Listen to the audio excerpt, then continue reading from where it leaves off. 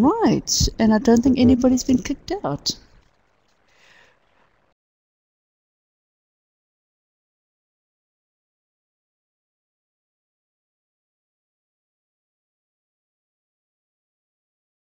Right. Okay, right. Can you all see something on the screen now showing atomic electron configurations? Good, right. Okay, you need to be able to write the electron configurations, which basically means where are the electrons in an atom. And you need to do these for the first, well, to the end of period 3. So pretty much, period 4, sorry. So up to krypton.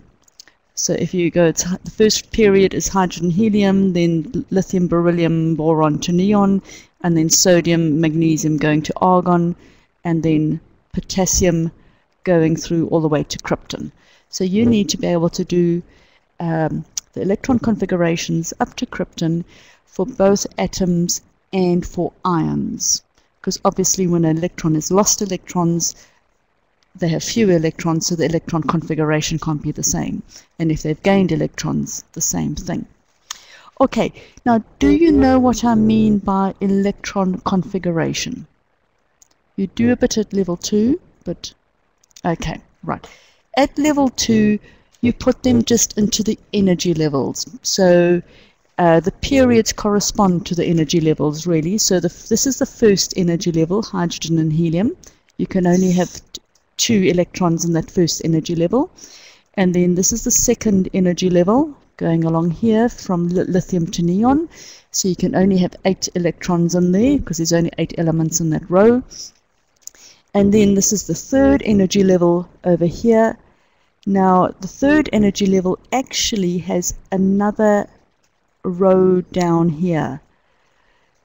It's dropped down, though, on the periodic table, because the energy of those electrons is actually higher than the beginning of the fourth row that's over here. So if I asked you for the electron arrangement of oxygen at level 2, you would have said 2,6, for instance, because it's got 8 electrons in it. Or if I said for sulfur, you would have said 2,8,6. Now, at level 3, you need to break it down to sub-levels. So the beginning of the booklet 3041, I sort of explain how we know there are sub-levels and so on and so forth. I'm not going to answer that now because it's not directly asked in the exams, but if you've got any questions, email your teachers, ring me, or just make sure that all your questions are answered. Okay, so as I said, we have the energy levels, and inside the energy levels we have sub-levels. This block here in the first 2 columns or groups is called the S block. Now there's no particular reason for the S, and the next one is the P block over here, okay, or the D block that's in the middle, or the F block down there. There is a historical connotation. S is for sharp and so on. It was all to do with those lines. I explain a bit in my other online video that I ran last year, but it's not important. If you want to know, watch that other video. So we've got these sub-levels, and you can see them here. S, the P block, the D block, and the F block. You won't need the F block. Right, notice the first energy level has got how many orbitals in it. By orbitals, it's a region of space where you can find electrons, and each orbital can only have 2 electrons. The reason why it can't have more than 2 electrons is electrons are negative, so they repel, but because electrons spin in opposite directions, if you've done any physics, you should know a moving charge creates a magnetic field. So basically they form little magnets, and that holds two electrons together because they spin in opposite directions, so you get a north pole and a south pole. But that's why you can't have more than two electrons in an orbital, because if I put another one in, it's like another south pole, and two south poles and two electrons will repel and kick each other out. So it's a maximum of two electrons. So you only got, could you put 4 in? No, you couldn't put 4 in, because you'd have then in that orbital two norths and two souths. And because they're all moving, and they aren't necessarily moving in a correct order, you can't actually say how they're moving, because the moment you try and measure them, you're affecting their movement. So it's not as though you can align them as north, south, north, south. We don't know how they're moving. So it only has two electrons in. And the moment you try and put another one, it gets repelled. Okay, so the first energy level only has the 1s. Okay, 1 for first energy level, S for that sub-level. It's called S. You just have to learn it off by heart. Okay, the second energy level is this one over here. It's got 2s and 2p orbitals. Now, how many p orbitals are there in the second energy level? 3. Okay, and you can see how many d would there be, if you can sort of count. 5, and then f, it goes up to 7. Great. So you can see it's 1, 3, 5, 7. So it's a nice logical progression, so it's easy to remember. Another way to remember how many orbitals there are in an energy level is to square it. Okay, so 1 squared, first energy level is, so 1 squared is 1, so there's only 1 orbital. Second energy level, 2 squared is 4, so it's got 4 orbitals, the s, and 3 p's. Okay, makes 4. The third energy level, 3 squared is 3 times 3 is 9, so it'll have 9. 1, 2, 3, 4, 5, 6, 7, 8, 9. So that's a quick way to remember how many orbitals there should be, if you needed to know. Okay, let's put some electrons in. Now, as I say, use the periodic table. You get given it in the exam, so use it. So if I wanted neon, you had to write it down, the electron configuration for neon. Use the periodic table. That's the first energy level, so this is 1s, and that's the second electron that goes into the 1s orbital. This is the 2s, and that's the second electron that goes into the 2s. Now we get to the p block, so this is the p, P1, P2, P3, P4, P5, and it'll be P6. It'll be the 6th electron that goes in. So if I click, say, on neon, neon has got, you can see the number of electrons from the atomic number, 10. Okay, April, good question. What block is helium in? Helium is actually in the S block, because helium, if I just click on helium, it has got just the 2 electrons in it. So it fills up from the bottom, the lowest energy. So the lower the energy level, the lower the energy. Okay, I suppose that sort of makes sense.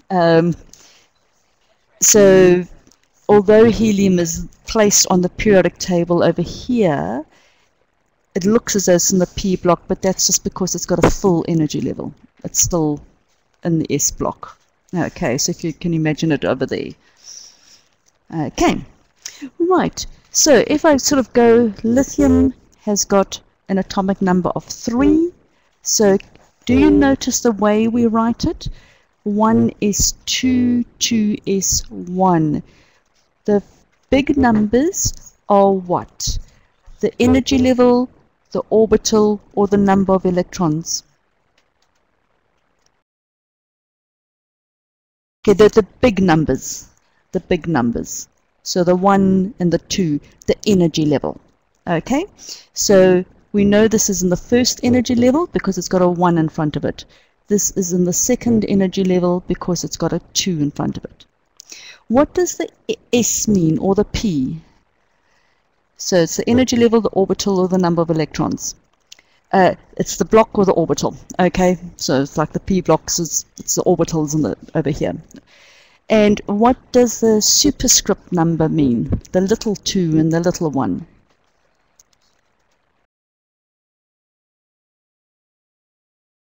So to see Caleb, the number of electrons. Okay, so if you got that clear in your head, it's very easy then to remember, because if you count all the superscript numbers, because they show the number of electrons, it should be the same as your number of electrons. So for a neutral atom, it's the same as your atomic number.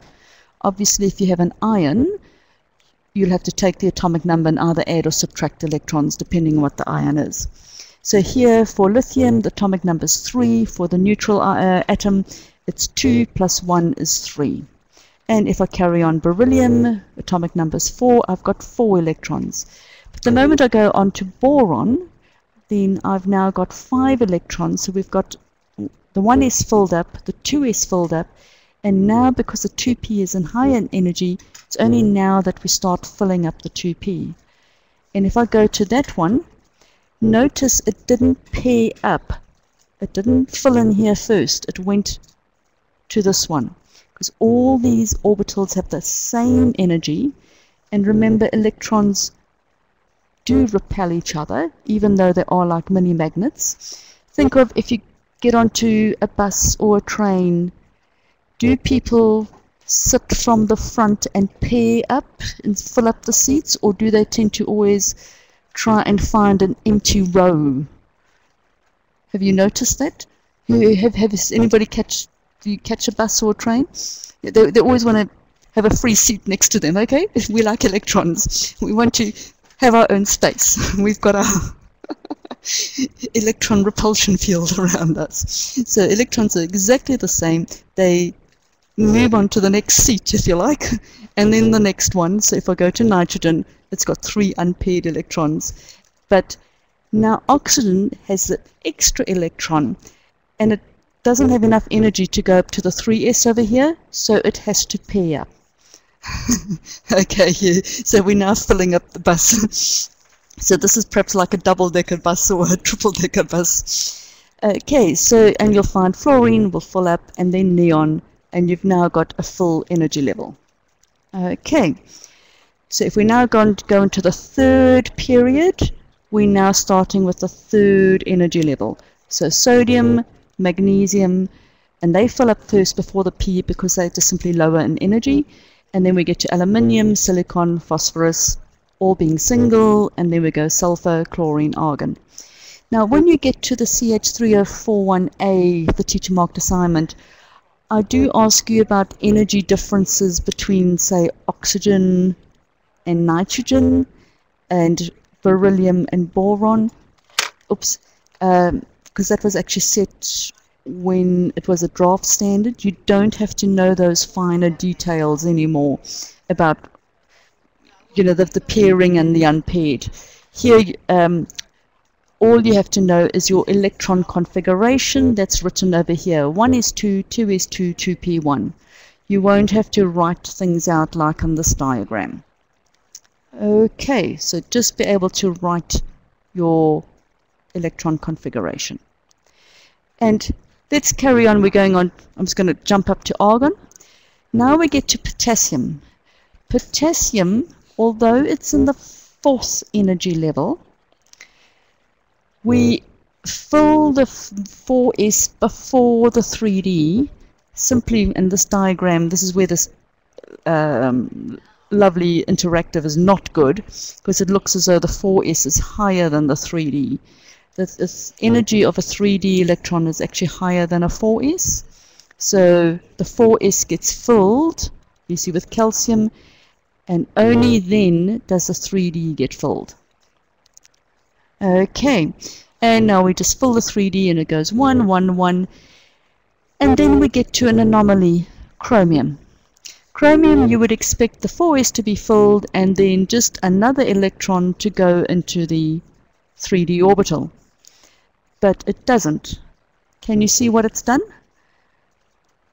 If I go back to vanadium and then to chromium, notice how the 4s has now only got one electron in, and it's moved here to the 3d.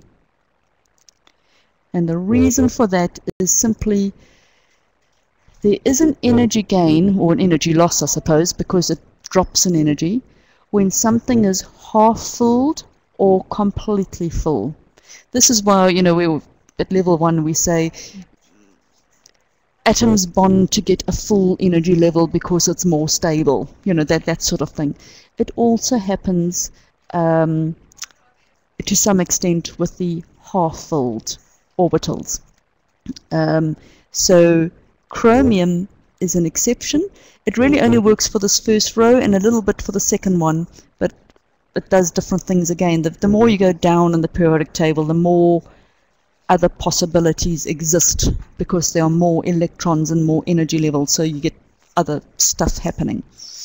Okay, but so you need to know the exception for chromium, and once we get to chromium, manganese fills on the 4s again because it is lower in energy, and then we get to iron, cobalt, nickel. Now we get to the same problem with copper. You would expect just one electron to go into the 3D, but can you see what happens? That becomes half filled and this becomes completely full. So again, it's that gain in stability by having a half filled one over there and a completely filled 3D over here, rather than if I went back to nickel, having something filled over there and this one partly filled, not half filled, not fully filled over here.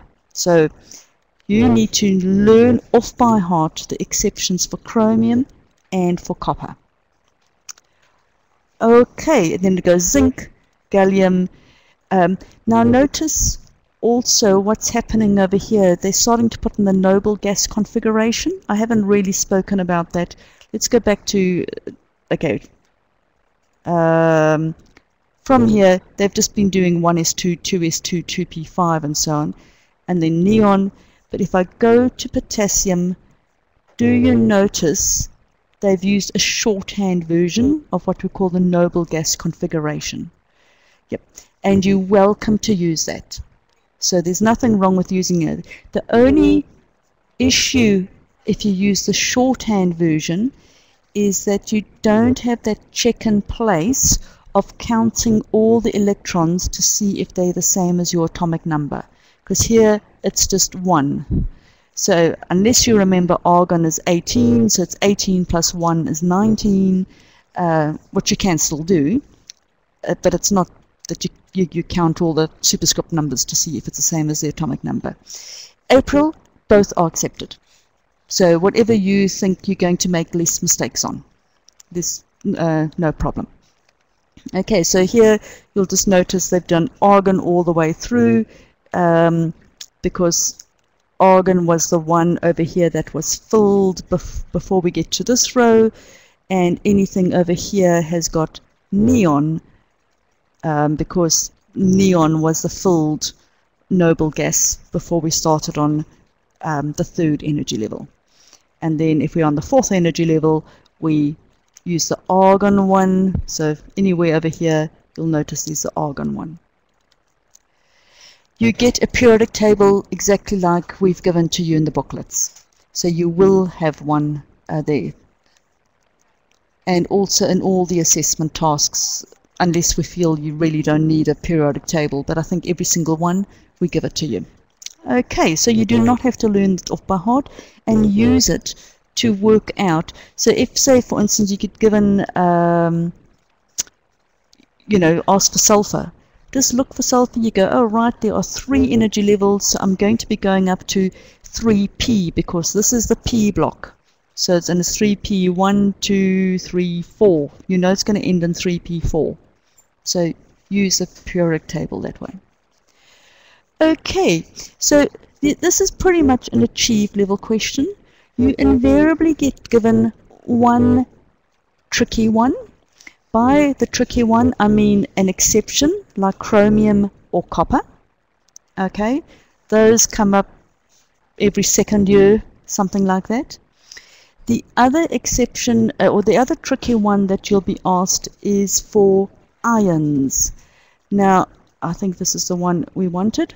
Okay, so when you have an ion, you lose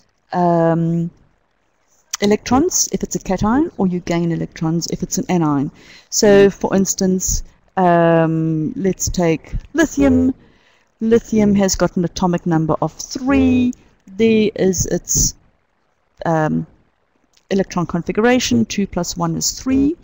But because it's in group 1, it's going to form the Li plus ion. It's going to lose an electron. So I've ionized it now.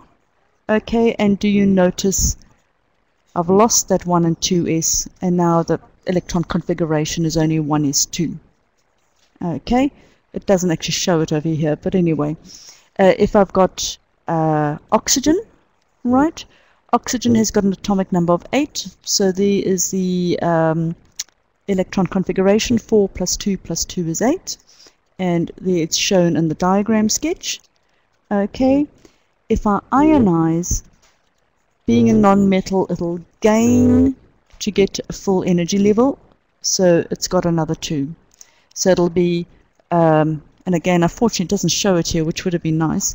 It'll be 1s2, 2s2, 2p6.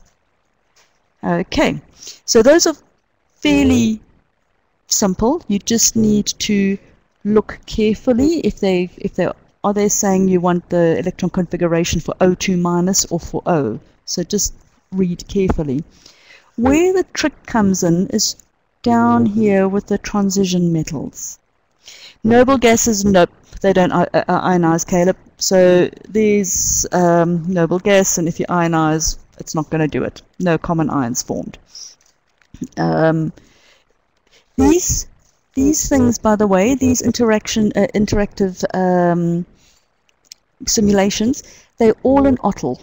So if you go to the topic web page in OTL, you should then be able to play around with these as well. So has anybody played around with these? Because they should be there. If they're not, let me know. You have. Okay, that's great. Okay, Caleb, I hope I'm not teaching you to suck eggs. Okay, so the trick is when we get here, say we've got potassium, fine, it's going to lose 1 electron like you'd expect, and you can see it's lost the 4s. Calcium, there it's got its 2 electrons, I ionize it, and it's lost those 2 electrons. The trick is when we get to the transition metals.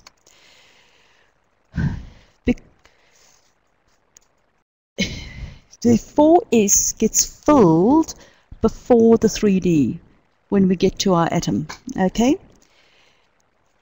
And likewise, when you remove an electron, they get removed from the 4s before the 3d. So if I take, say, for instance, like vanadium, okay, it's got 2 electrons in the 4s and 3 in the 3d. If I ionize, oh, okay, that's not a good one. Manganese, okay, let's try manganese. That's full over there, half filled all the way through here. If I ionize this, notice what's happened. It's lost the 4s electrons, not the 3d. So I made a little poem in the teaching notes and so on where I basically say first to fill, first to flee, 4s first, then 3d. So you add electrons when you're doing atoms, add into the 4s before 3d, and when you're making ions, remove from the 4s before the 3d. So that, as I say, if you aren't given an exception, you will be given a transition metal ion. Okay, they'll give you one tricky one like that. Yep, Johnny, that's just the way it happens. it's really, as I say, if you carry on with chemistry, it's because the transition metals do these bonding and anti-bonding orbitals. They do their own little thing, and that's how they get this extra stability and so on. But I must admit, I've even learned about that so long ago, I don't think my explanations would be very good right now. So if I take iron, for instance, if it, iron metal has this one, if I ionize, okay, this is the Fe2 plus, and it's lost the 2 electrons over there. And now you know why you can get Fe3 plus, why they're so common. Because, sorry, if I ionize again, I remove that electron and I get now my nice stable half-full 3D orbital. It's also the reason why manganese, you only get the Mn2 plus ion and not, say, the Mn3 plus ion, because you just simply lose those 2 electrons. Okay, the same thing for zinc. Zinc, everything is lovely and full, so when I ionize, you'll only lose those and you will never lose from the 3D. That's why zinc only appears as Zn2 plus. Copper does, you would expect only to form the copper plus. Sorry.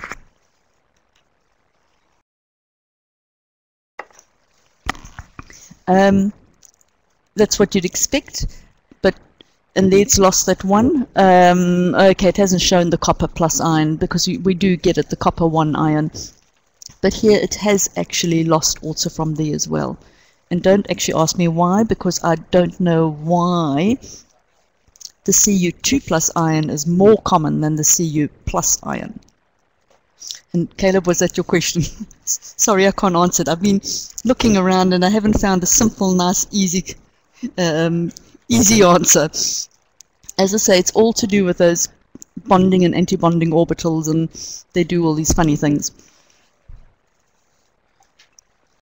Sorry, I've got a bit of a tickle in my throat. So that's electron configurations.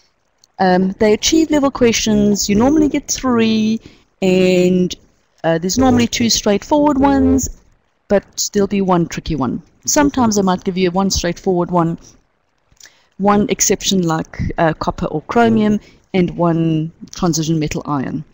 Or they might give you normal ion like bromide, phosphorus, and then say chromium. You know, they'll give a range of different ones.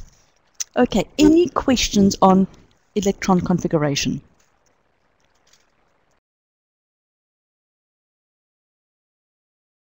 So April is typing.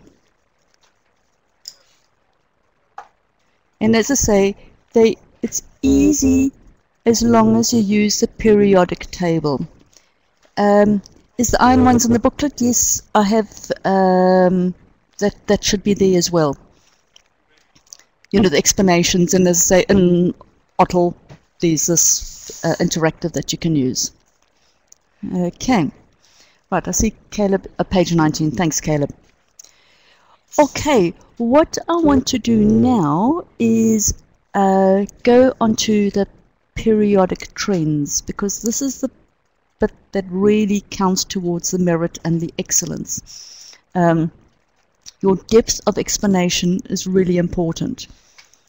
So I'm going to just do my slideshow and hopefully it'll come up.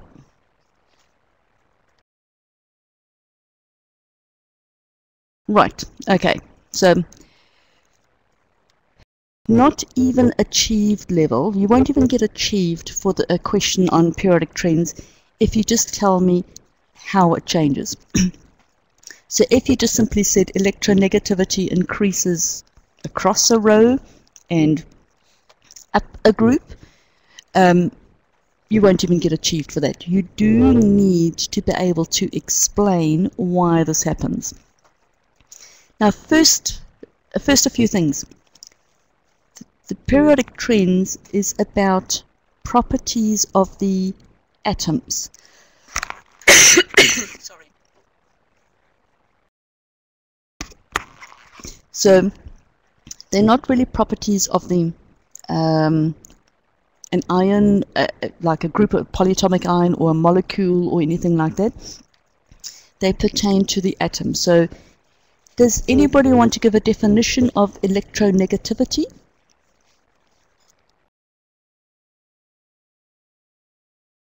Okay, great, Alice. I see you typing, and Johnny.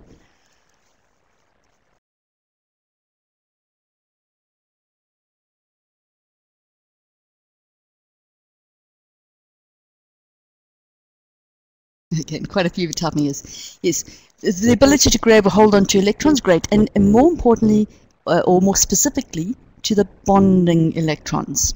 Okay, so it's to, yep, and again, Alice, great, and it's again to the bonding electrons, not just to any old valence electrons, it's to the bonding ones. Electron affinity is another version of just any old electron. So it's the property of the element. So if oxygen can hold on to bonding electrons more than nitrogen can hold on to bonding electrons. So it's not, we're not looking at nitrate. There's no electronegativity of nitrate, for example. It's only of oxygen or of nitrogen. It's an atomic property. The same thing with ionization energy. Ionization energy is the amount of energy needed to remove a mole of electrons from a mole of gaseous atoms. So if I'm talking about the ionization energy of chlorine, I mean the gaseous chlorine atoms. I don't mean gaseous chlorine molecules. So it's the gaseous chlorine atoms. How much energy would it need to remove 1 mole of electrons from 1 mole of atoms? And then you'll notice, so basically electronegativity and ionization energy go the same way. Atomic radius goes the other way. It increases down a group and decreases across, or if you like, increases going from right to left. And because of those changes, you'll find that your most metallic substances are down here, and your most non-metallic would be up there. That's why iodine over here has got slightly metallic properties. It can be very shiny, you know, like a metal and so on. Some very slight metallic properties. And the ones then up here are actually less metallic. You can make these covalent bond. Graphite is sort of in the middle as well. Yes, and graphite is very shiny because it's in the layers, and so because it's in those layers, it reflects the light more easily. Same thing with diamond; it refracts the light through there. So that's carbon is over here, so it's pretty non-metallic. Okay, it's not perhaps as non-metallic as the ones up here, but still fairly non-metallic. Okay, so, and as I say, the important thing is just stating the trend is not enough. You have to say why, even for achieved. So this I didn't put in the booklet because you don't have to actually discuss Coulomb's law, but I think actually knowing it helps you work out the key points to say in your explanation. Because basically saying the force of attraction, so if you do physics and you do electrostatics, you've come across Coulomb's law. Has anybody come across Coulomb's law? Yep, you have. Okay, so you would have done it in physics. So it's if you don't do physics, well, just think of it as a general thing to think of. It's charge and distance, because this is the force of attraction. This is just a constant. This is the charge of the one thing, and this is the charge of the other. So as far as we're concerned, we're looking at the proton nucleus charge and the valence electron charge. Okay, so that's what we're looking at. A charge of a valence electron and the nuclear charge on the nucleus. And then this is the distance between the valence electron and the nucleus. So can you see the further the electron is from the nucleus, then if this increases, what happens to F? Will it decrease, get smaller, or bigger? It'll decrease. It'll get smaller. And I think you can see it, like if you play with two magnets. If you hold two magnets close together, you can feel there's a strong attraction. If you move them apart, You don't feel that attraction anymore. So the attraction increases the closer they are together. So you have to discuss distance in your trend when you're explaining it. If you don't discuss distance, you're certainly not going to get excellence and probably not merit. Okay. The next thing you need to discuss is your charges. So are the charges the same when you're comparing from one atom to another? Or is it the charge on the nucleus bigger? The charge on the valence electron is always the same because we're talking about a valence electron. Okay, and one valence electron, one atom is the same as of another element. But the charge on the nucleus will be different. Yes, April, quite correct. So if you look at it, the distance is obviously what I'm trying to show here. Okay, here I've tried to make the bigger the charge. So here I've got one proton, so it's like hydrogen with its electron, and here I've got helium with its valence electron. Okay, because we're looking between the valence electron and the nucleus, so we're not looking at two electrons here. So can you see I'm going to have a bigger attraction if I've got a bigger charge? Even if my distance is the same, it's going to be a bigger attraction. And so basically I'm saying the bigger the charge, the stronger attraction, and we'll be looking at the nuclear charge. And the other thing is, if I move it further away, then my attraction will decrease. April, sorry, you've got there to what side, and I'm actually not quite sure what you meant by that because I didn't notice when it came up.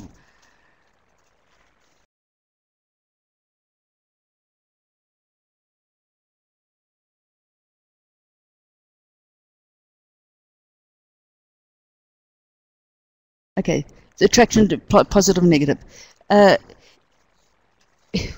That's really not actually important as far as chemistry goes, because we're looking this always as a, if you like, a positive attraction between them. In other words, not a repulsion.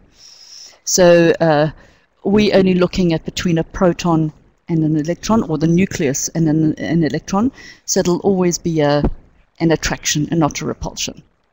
So we're not bothered, I know you can do this via calculations, but I'm just using Coulomb's law to explain what you need to include in your explanation. Does that make sense? Like, you have to discuss nuclear charge and you have to discuss distance.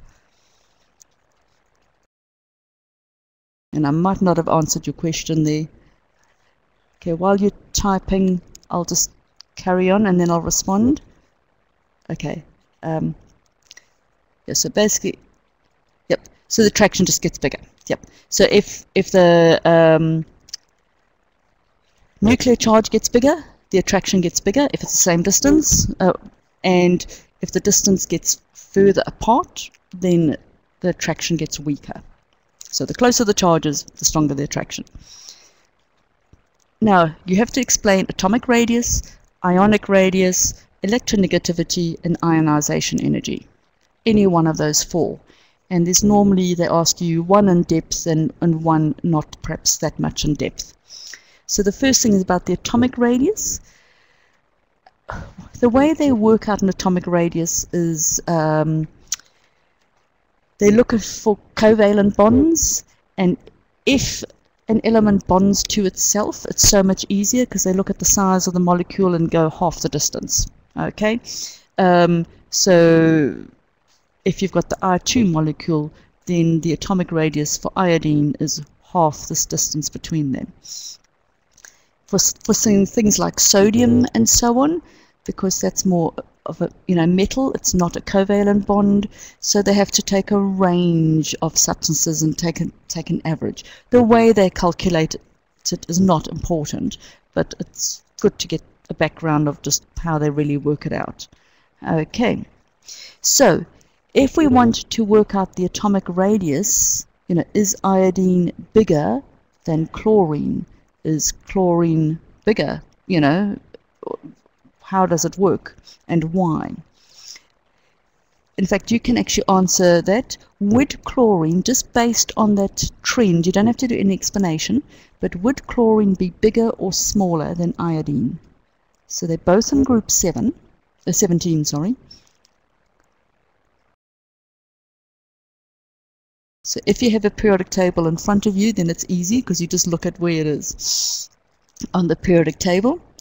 Okay, it's smaller because it's, yep, and we'll go through the reasons now, but remember that the trend is as you go down for atomic radius, it gets bigger.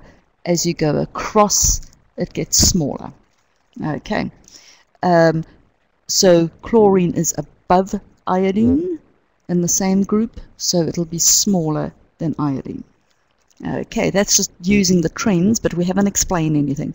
So as I say, that won't be an achieved level question. You have to have now at least something of this explanation. So, as I say, I use the mnemonic pens to rhyme with trends. So if you think of pens, think of the P, protons. You have to say something about protons, the number of protons. E, energy levels, electrons, and then the effective nuclear charge. I'll be talking about that soon. In nuclear charge. So by nuclear charge, how many protons are in the nucleus? So hydrogen has got a nuclear charge of 1 because it's got 1 proton. Oxygen has got an atomic number of 8, so its nuclear charge is 8 because it's got 8 protons, so a nuclear charge of 8.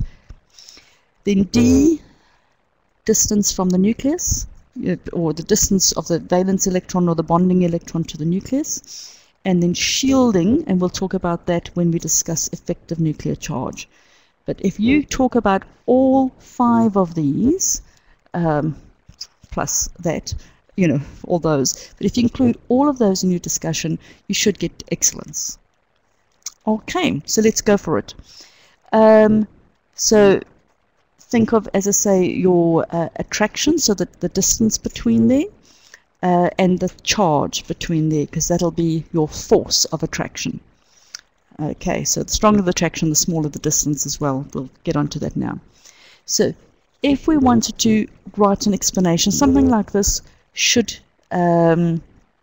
get excellence. Okay, although I haven't been specific here, so perhaps it wouldn't quite be excellence.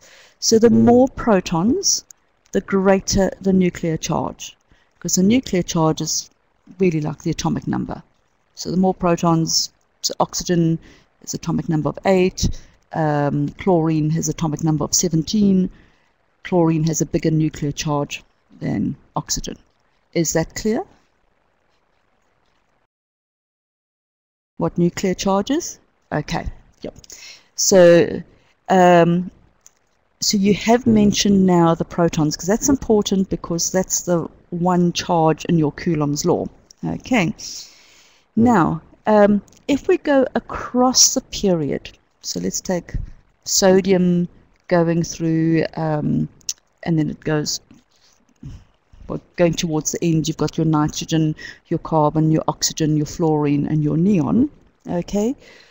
You're adding a proton each time. So if I'm going from nitrogen to carbon, okay, carbon's got 6 electrons, nitrogen's got 5, carbon's got 6, oxygen, I've left something out. Sorry, it's carbon, then nitrogen. So I made a mistake. Carbon, then nitrogen, then oxygen. So oxygen's got 8 electrons, then fluorine 9. So can you see the nuclear charge is increasing all the time? The electrons, though, are going into the same energy level. So the electrons are not being moved further away. They're more or less the same distance away. So the distance between the nucleus and the valence electron is similar. Now, if we've got a similar distance but a bigger and bigger nuclear charge, what can you tell me about the attraction between the valence electron and the nucleus as I get a bigger and bigger nuclear charge? It increases. Okay, it will get bigger. Good. So that's pretty much what you need to say. There's one extra thing, though, is you have to sort of say something about the energy level and the shielding. Now, what do I mean by shielding? If you think of a magnet and you want to put up a piece of paper on your fridge, okay, so you take a fridge magnet and you put your hold it up, your piece of paper onto the fridge. You know, it'll stick. But as you put more pieces of paper under that magnet, will it still stick to the fridge? No, because the paper is, well, first of all, it's moving the magnet slightly away from the fridge, so it's increasing that distance. And also it's sort of putting in a barrier between there, between the magnet and between the metal in the fridge. And atoms are exactly the same. The inner energy levels shield the valence electrons from the nuclear charge. So they sort of like act as a barrier or a piece of paper. So the more internal energy levels there are, the more the shielding will be. So there is a formula that you can work it out, and if you continue with chemistry, you'll be using it and so on. You don't need to know it at level 3. Just know that an electron in the third energy level has got 2 inner energy levels shielding it, so the nuclear charge will be that valence electron fields will be less. And that's what we call the effective nuclear charge. You know, what that valence electron actually feels once the attraction from those protons has to sort of fight through those layers in between. So the effective nuclear charge is in the attraction that valence electron has to the nucleus, you know, now that you've taken the shielding into account of the inner energy levels. Yep, so is that why ionization energy increases higher? And yep, that's also one of yeah, so it's harder to take it from the top than the bottom. So when you say higher in the periodic table, I presume you mean it decreases down a group or increases up a group. Yep, because it's held more tightly the closer it is and the less layers there are. Yeah. Okay, so when you're adding to the same energy level, you're correct, Caleb. So you're adding to the same energy level, the shielding stays the same. So which means your effective nuclear charge as you're going across a row is increasing because the nuclear charge is increasing. And same shielding, so the effective nuclear charge is going to be increasing. Okay, and then because of that, the atom shrinks because you're getting a bigger charge here and it pulls those valence electrons closer. And so as you go from left to right across a group, the atoms actually get smaller. Right, you would, as I say, this would be generally an excellence question. You would, though, have to apply it to the given situation. You know, they won't just say, discuss the trends or whatever. They'll say, is sulfur bigger or smaller than chlorine? Explain, or something like that. So you need to be specific to then sulfur and chlorine. Okay, and so what I'm trying to show here is if I've only got 3 protons compared to 6 protons, but it's being put into the same energy level, here the second energy level, you've going to have a stronger attraction, so that is going to shrink. And what I've tried to show here, sorry, I'm now going to 9 protons, it's shrinking in every single time. So that's like lithium, this is like carbon, and this is like fluorine. Any questions on that?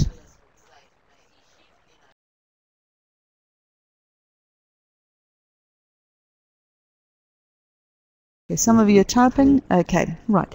Now when you do down a group, you have to discuss those same 5 things again. I know a lot of students go, well, we've already discussed it in the period, so we don't have to go through the whole thing again, but please do. So discuss the whole thing again. If you've already said what effective nuclear charge meant, you don't have to explain your definitions again, but you do need to explain, you know, the PENS, P-E-N-D-S. Yep, so more electron levels. Well, more electron levels, there's less attraction, April, because the electrons are further away. So opposite to that. Okay, so the more protons, the greater the nuclear charge. That stays the same because now we're going down the group. So it's like hydrogen has 1 proton. Now we go to lithium, 3 protons. Then sodium, it's 11 protons. Then potassium, 19 protons. So we're making big jumps in the number of protons. So the nuclear charge is increasing a lot. So it's a nice strong attraction as we go down. But your valence energy levels are added to different energy levels. So that is 2 effects. Your valence shell is further away, so bigger distance, discuss distance, and also as you go further out, you've got more core energy levels that can shield. So a valence electron in the second energy level has only got 1 level under it that can shield from the protons. Something in the 4th energy level has got 2 energy levels shielding it, or 3, 3, first, second, and third, because you're now in the 4th one. So discuss that. Don't just say, oh, because it's in a different energy level or different energy level further out.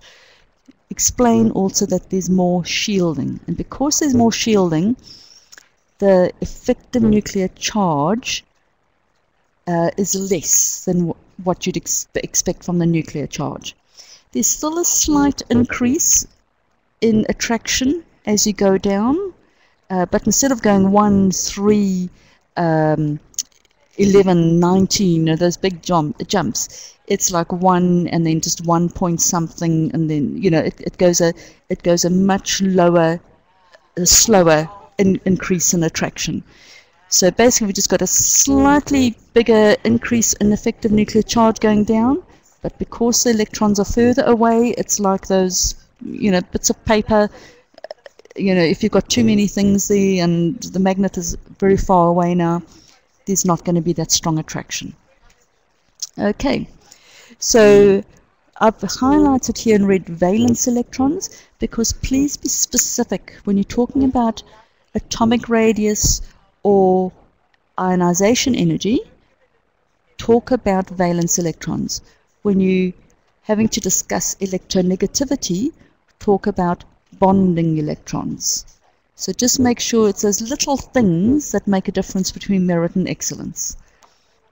Okay, so those same things get asked across any one of those. So here what I'm trying to show is you do get an increase in the nuclear charge, but because the shielding from these inner cores are increasing, the effective nuclear charge hardly increases as you go down a group, but the distance between the nucleus and the valence electron is much more. It increases. So I'm trying to show with the size of the arrows, the attraction gets less. And because the attraction gets less, the atom can spread out more. So there are 2 reasons as you go down. First of all, it's going to further out in terms of energy level, but there's also less of an attraction, so it just simply spreads out more. Okay, and ionization energy, it's the same sort of idea, but we're just removing an electron. Okay, and so can you see it's the same discussion. Now I know in that CH3041, because it's all dealing with periodic trends, you're feeling as though you're writing the same thing again and again and again. In the exam, you'll only be given one detailed question like this, so you won't have to repeat yourself that much. But remember, talk about protons and the nuclear charge. Talk about the electrons and which energy level they're being added to, and therefore what shielding happens, and therefore what the effective nuclear charge will be. Talk about the distance between the nucleus and the valence electrons. Okay, ionization energy, valence electrons. And then you can give the final statement of what happens. Does it increase or decrease across a period? Okay, and basically what I'm trying to show there is more energy is required to remove an electron, the stronger the attraction is between that valence electron and the nucleus.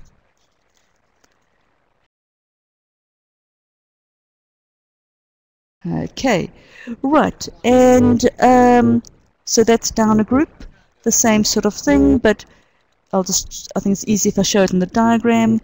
Because it's further away, there's less of attraction, it's easier to remove an electron. That could give you, it'll definitely give you achieved, depending on if you've said perhaps how you worded it, but I would probably just give achieved.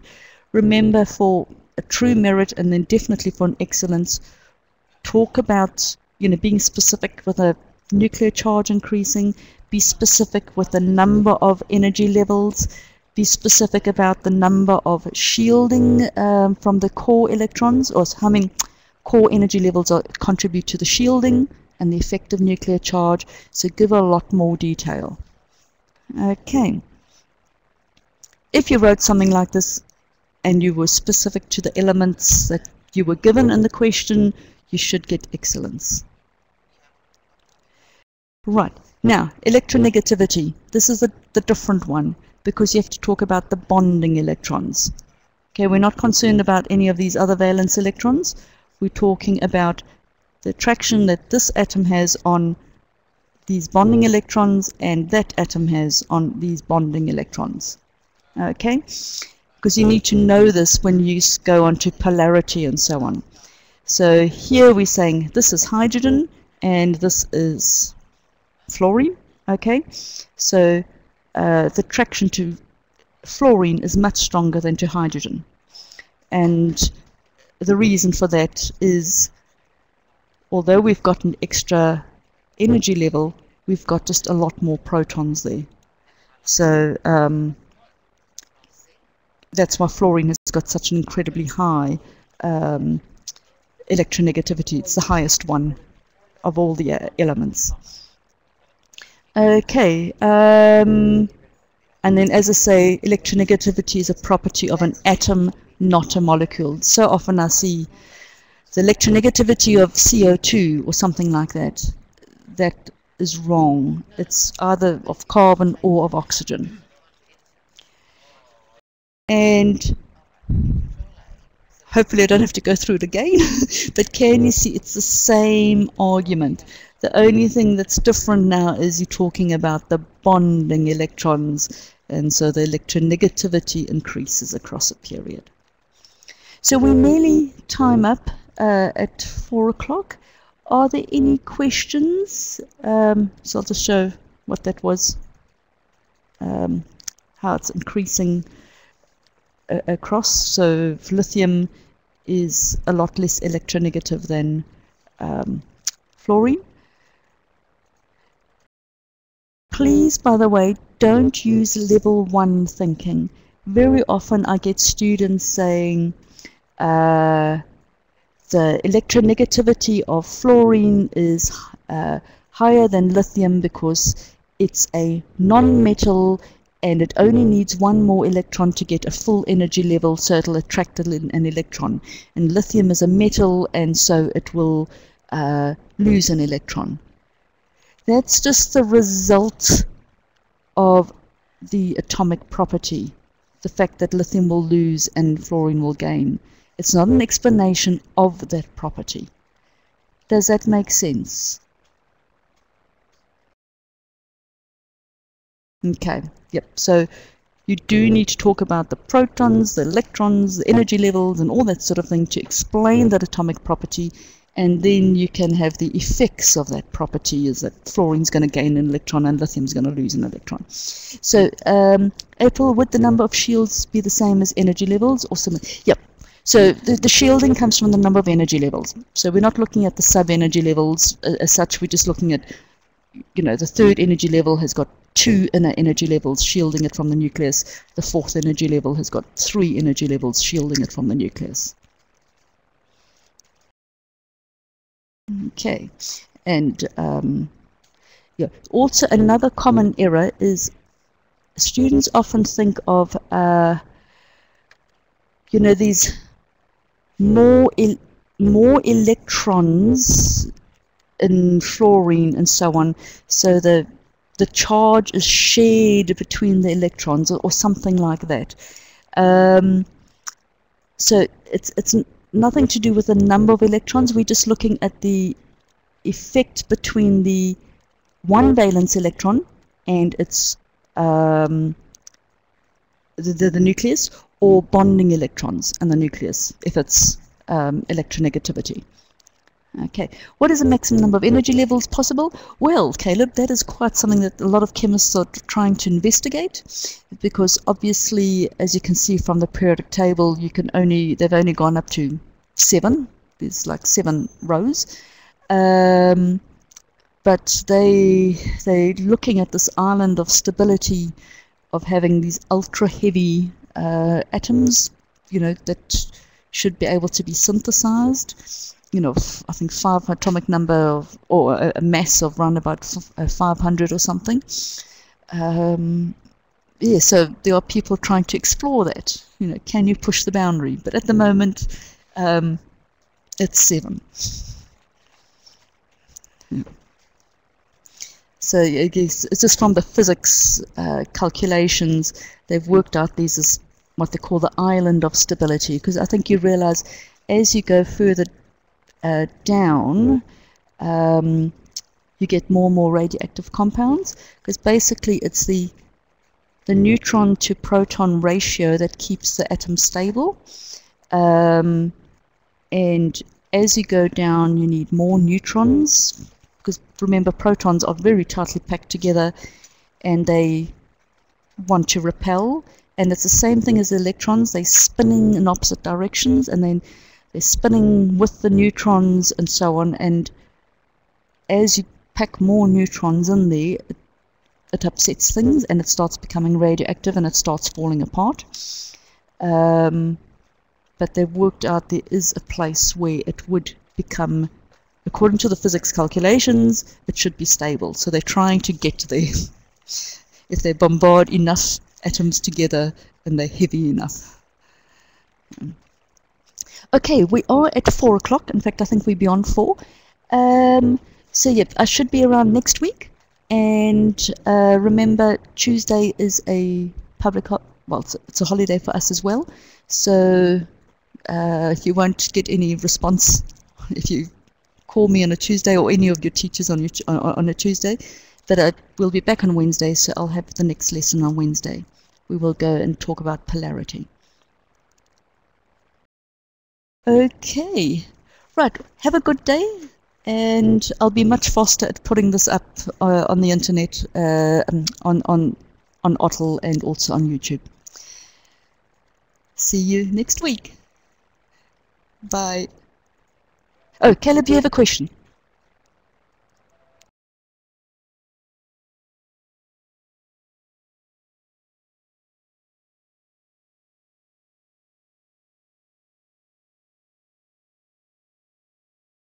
So just waiting for Caleb.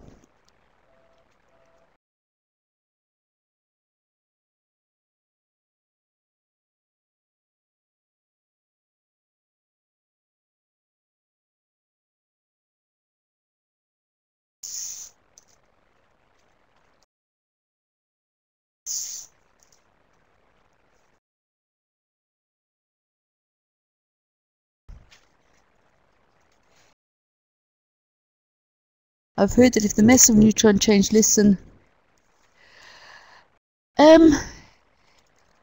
I have... It could be, Caleb. I can check up on that. I know that of the... in standard theory there are 32 constants, and I know a talk I went to, if they said if just 4 of them changed within 5% of their value, by constants, I mean speed of light, mass of a proton, mass of a neutron, and all that sort of thing, then life on Earth as we know it wouldn't exist. So everything is very, very finely tuned. You may have had something different, but you certainly wouldn't have life as we know it, because if the electron, if the proton hasn't got enough mass to attract the electron, or not enough charge, if that all changes just a slight amount, yep, you wouldn't have it as we know it. But I can check with that. But yeah, everything is very finely tuned. So I haven't really answered your question, because I don't know the exact answer. Yeah.